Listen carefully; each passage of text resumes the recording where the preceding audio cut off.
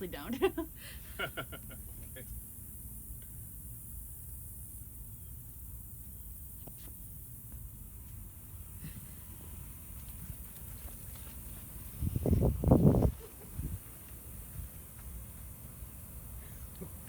Did you ever have a phase where you were really into ancient Greek or ancient Roman or ancient Egyptian mythology?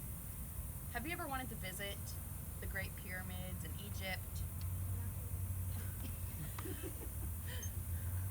Did you think that the depiction of Thor and Loki in the Marvel movies wasn't super accurate? Well, then I have an author for you.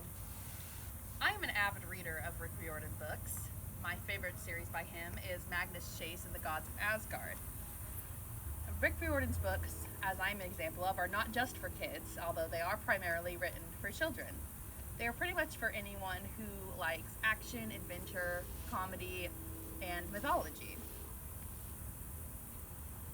So, Rick Riordan basically writes books for young adults about different mythologies, including Greek, Roman, Egyptian, and Norse. And some of these have also been adapted into other forms of mediums, such as movies and musicals. Today I'm going to tell you a little bit about Rick Riordan's life, his books, and his movies and the musical. So, to start out, according to Something About the Author, volume 306 from 2017, Rick Riordan was born June 6th in San Antonio, Texas. He went to the University of Texas Austin and the University of Texas San Antonio. According to an interview with Rick from his website, Riordan didn't become a serious writer until after he moved to San Antonio. Before that, he was a middle school teacher where he taught social studies and literature. So now that I've told you a little bit about who Rick Riordan is, I'm going to tell you about his books. The first book series he wrote for kids was about Greek gods. It was called Percy Jackson and the Olympians. This book series follows a hero named Percy Jackson, who is the son of the Greek god Poseidon and a mortal woman named Sally Jackson, as he and his friends try to stop the Titan Kronos from taking over Olympus, New York City, and the world.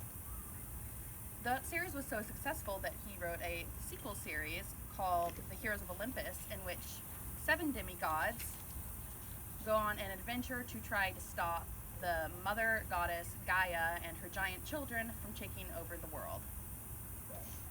But Greek mythology isn't the only thing that Rick Riordan writes about.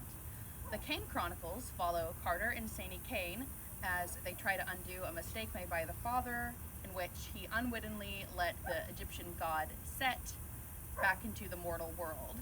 And in Magnus Chase and the Gods of Asgard, Rick Riordan explores Norse mythology through the eyes of Magnus Chase, a homeless teenager, as he and his friends try to stop the trickster god Loki from starting Ragnarok.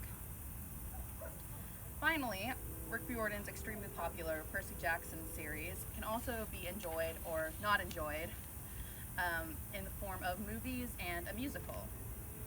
The first Percy Jackson movie, The Lightning Thief, stars Logan Lerman and follows the plot of the book by the same title. It and The Sea of Monsters were not regarded well by fans of the books. The first movie only got a critic score of 49%, according to the popular film critic site Rotten Tomatoes, while the second movie only got a score of 42%. The musical, on the other hand, has been a little more well received. The Lightning Thief is a musical written by Joe Trax and Robbie Rokicki that is based on the first book from the Percy Jackson and the Olympian series. It is also directed by Stephen Brackett and stars Chris McCarl as Percy Jackson. And according to an article written by Nancy Bizjack in May of 2019 entitled Capturing Lightning, the show's humorous peppy pop rock score are full of jokes like that, all while delivering lots of action and touching on issues important to young people. So in conclusion, Rick Riordan is a middle school teacher who became an author who writes books for children and adults and anyone of all ages about Greek, Roman, Egyptian, and Norse mythology.